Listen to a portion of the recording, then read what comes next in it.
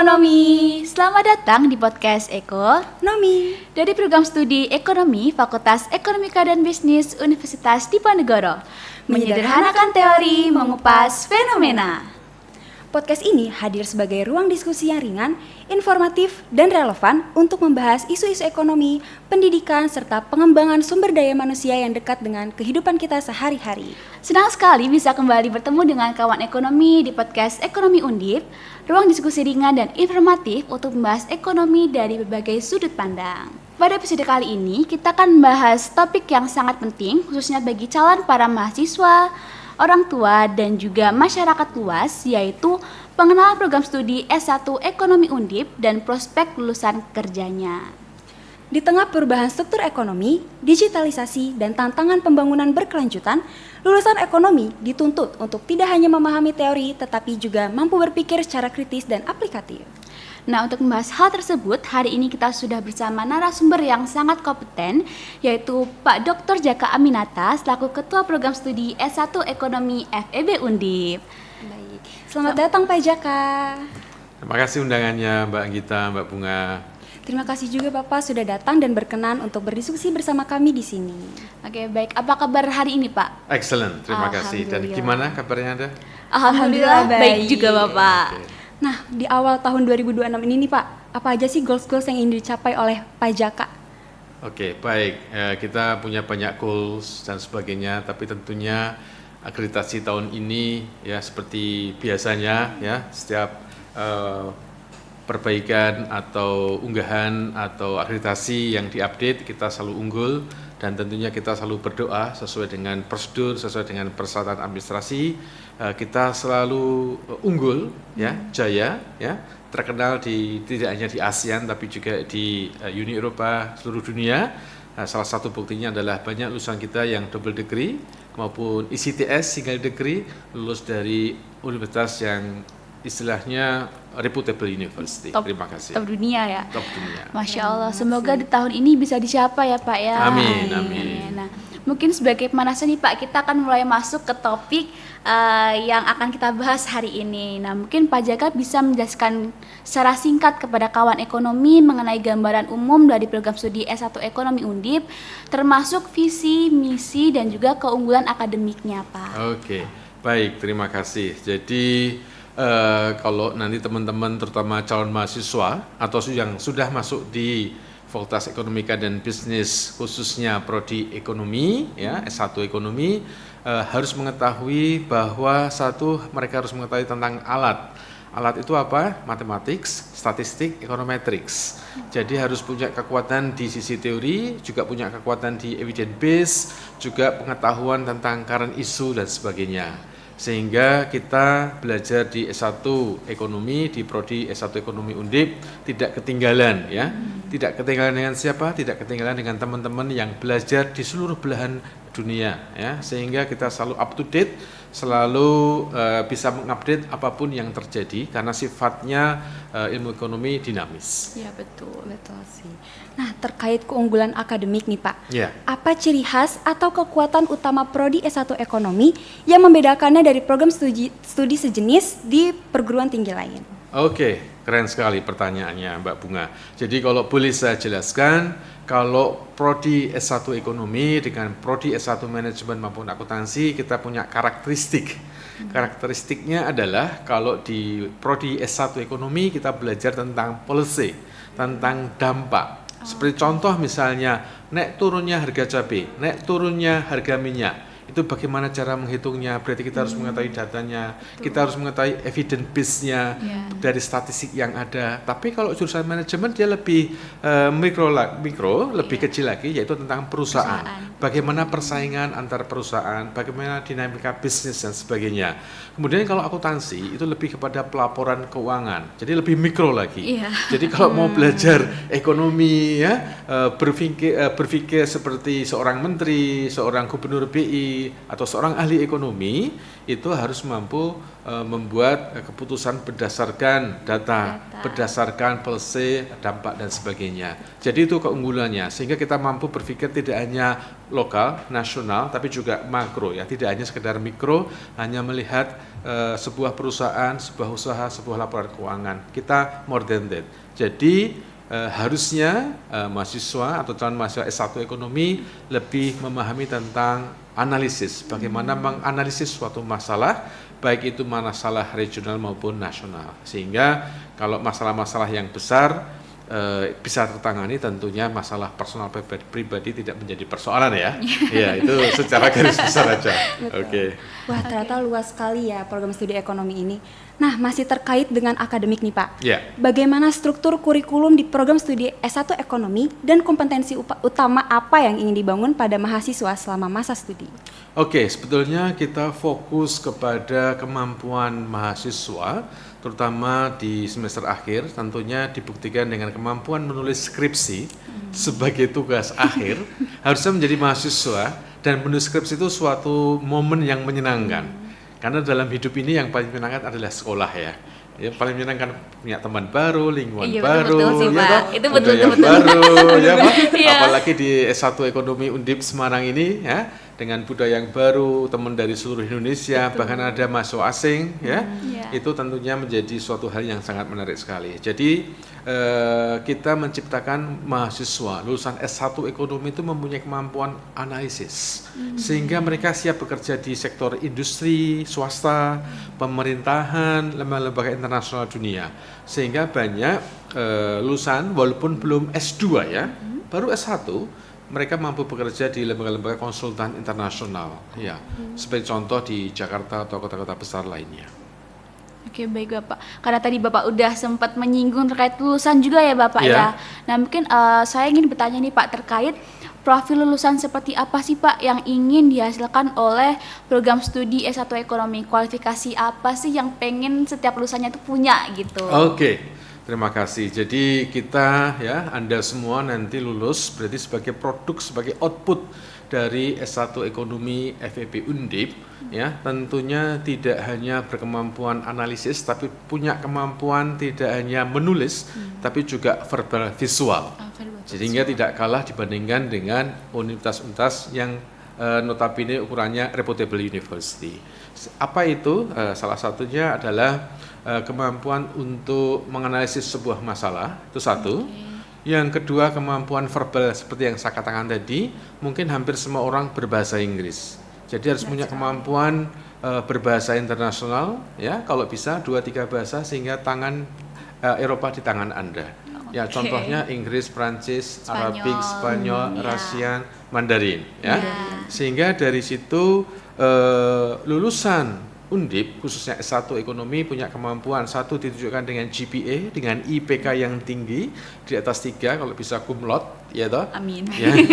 Yang kedua punya penguasaan komunikasi antar manusia, berupa tadi international language. Yang ketiga ya, yang ketiga adalah kemampuan untuk memahami bahasa pemrograman. Ya, seperti Oracle, C++, ya, DBase, macam sebagainya. Sehingga nanti sebelum Anda lulus pun Anda sudah mungkin ya, kalau di sini di S1 Ekonomi sudah banyak yang menawarkan ya. Jadi belum lulus sudah bisa mendaftar, sehingga nanti begitu lulus masa tunggunya mungkin kurang dari 3 bulan atau bahkan minggu ini lulus ya, minggu depan langsung bekerja gitu ya. Amin. Ya, itu yang saya laksanakan dulu, sehingga teman-teman banyak yang antusias sekali untuk segera menyelesaikan S1 Ekonomi, dan tentunya durasinya sudah pendek ya, 4 tahun sudah bisa lulus dari program S1 Ekonomi FEB Undip. Oke, keren sih. Kayak bayangin kamu habis lulus, habis wisuda langsung kerja. Pengen sih, aku juga pengen. Semoga kita bisa ya seperti itu. Amin. Nah, dengan lulusan yang kompeten dan ahli ini nih Pak, bidang karir apa aja sih yang dapat ditempuh oleh lulusan S1 Ekonomi? Bidang karir ya, seperti yang saya katakan tadi, sebenarnya tidak hanya di pemerintahan, karena halayak masyarakat itu tuh menilai kalau lulusan dari S1 Ekonomi itu hanya bekerja di Bappenas, OJK, BI, bank-bank umum, ya, Bapeda gitu. Padahal tidak. Seperti yang saya katakan tadi, kita akan mencetak analis, ya. Ya. Seorang analis itu mampu bekerja di sektor apapun itu, di bisnis, di perbankan, swasta, perusahaan kecil, besar, internasional. Cuma memang harus ditambah kemampuan verbal, tidak hanya dalam bahasa Indonesia tapi juga bahasa lain. Supaya apa? Supaya peta mapping lulusan S1 ekonomi tidak hanya bekerja di Pulau Jawa dan Sumatera Kalimantan, tapi bisa bekerja di seluruh dunia borderless. Dibuktikan dengan apa? Ya itu harus dibuktikan dengan kemampuan, sertifikat, apapun itu yang menunjukkan bahwa Anda bisa bekerja dimanapun di seluruh dunia dengan impian, ya, dengan tujuan yang positif tentunya. Oke, mungkin ya betul. Nah, mungkin melihat saat ini tuh, sebentar Pak. Oke. Nah, kalau misalkan sejauh ini Pak, dari lulusan S1 ekonomi itu sendiri lebih banyak terserap di sektor apa sih Pak? Khususnya di Undip itu sendiri ya Pak, ya lulusan dari Undip. Kemudian melihat tren karir saat ini tuh seperti apa sih Pak bayangan Pak Jaka melihat tren karir yang terjadi saat ini gitu? Oke, baik, terima kasih. Pertanyaan yang bagus. Kalau saya melihat tren karir teman-teman mahasiswa yang sudah lulus ya S1 ekonomi, itu mereka kalau ingin bekerja di sektor perbankan, saya pikir dengan minimal IP 3 dari S1 ekonomi Undip itu mudah sekali kerja di sektor perbankan. Iya. Ya banyak asisten kami ya, teman-teman mahasiswa membantu di riset itu bekerja satu di sektor perbankan, yang kedua bekerja di lembaga-lembaga yang bersifat think tank sebagai konsultan, sebagai asisten konsultan, ya normal sebagai asisten konsultan karena fresh graduate, ya toh, belum ada pengalaman kerja yang banyak selain mungkin membantu penelitian para dosen ya di fakultas itu sendiri. Oke. Nah, seperti yang kita ketahui nih Pak, digitalisasi kan sangat melesat ya di tengah tantangan pembangunan dan transformasi digital yang semakin cepat ini nih Pak. Bagaimana peran lulusan ekonomi dalam menjawab tantangan tersebut? Ya, oke, keren sekali ini pertanyaan Mbak Bunga. Jadi kalau bagi kami tidak menutup suatu kemajuan teknologi, contohnya artificial intelligence. AI. Ya, justru para mahasiswa kita pacu untuk menggunakan itu supaya bisa mengetahui manfaat, negatif, positifnya apa.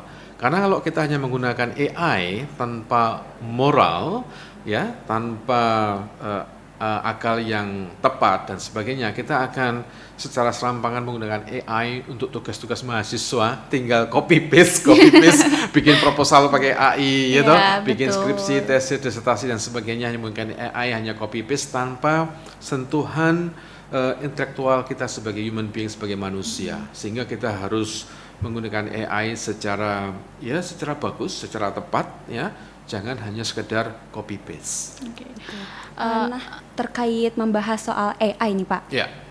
Banyak sekali yang berbicara membahas katanya AI ini nih bisa menggantikan manusia di masa depan, pekerjaan-pekerjaan tertentu, pekerjaan tertentu. Nah, apakah ekonomi nih prospek karirnya juga bisa digantikan oleh AI Pak?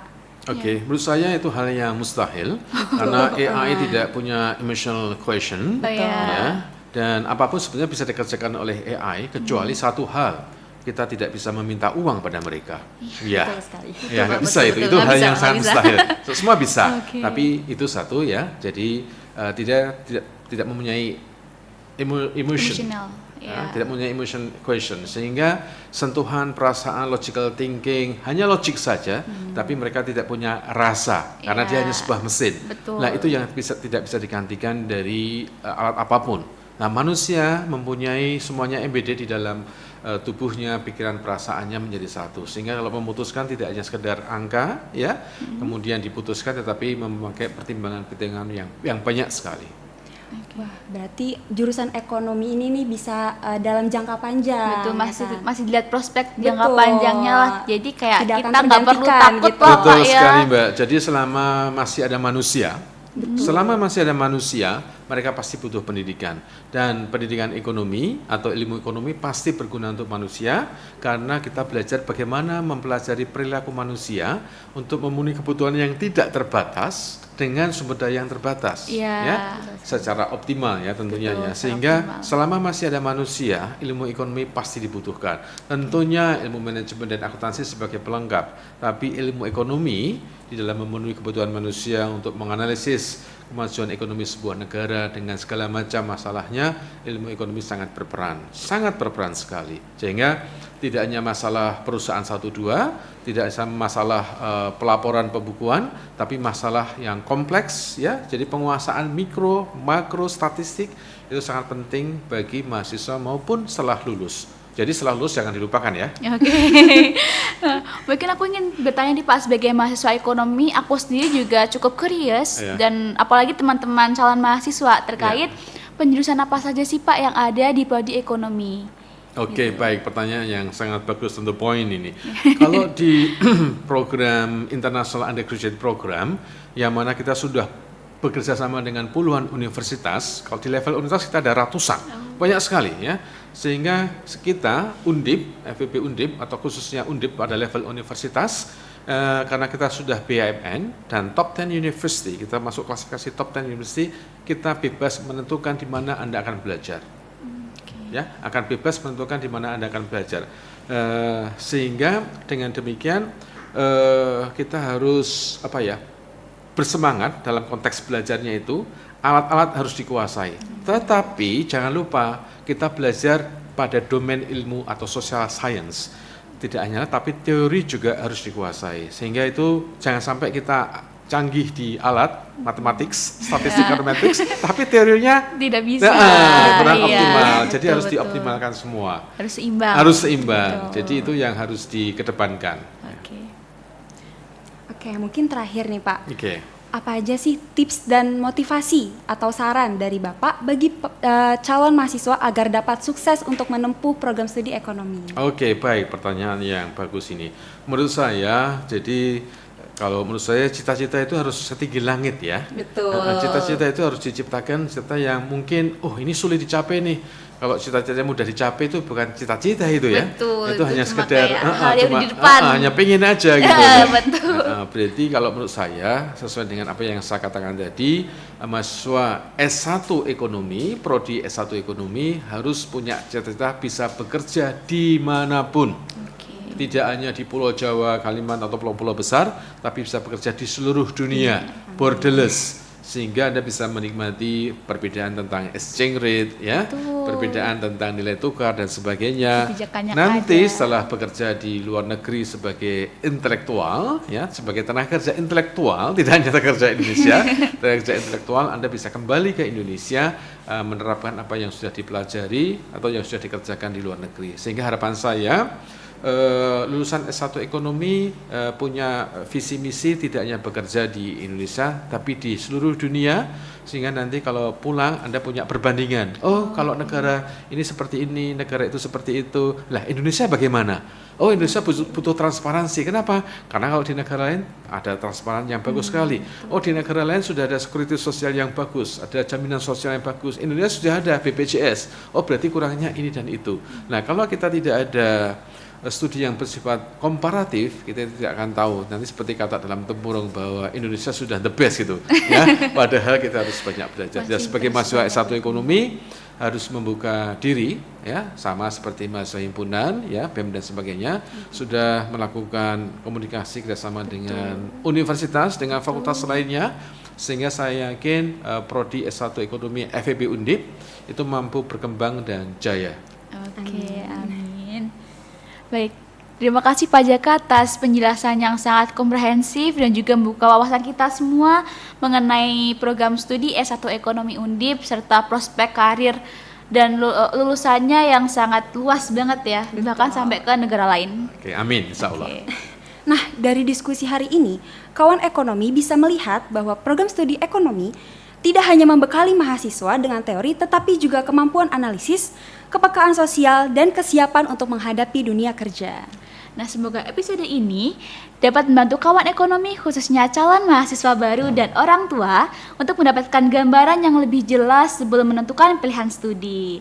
Terima kasih sudah mendengarkan podcast Economics dari program studi Ekonomi FEB Undip. Sampai jumpa di episode berikutnya. Podcast Ekonomi Undip menyederhanakan teori, mengupas fenomena.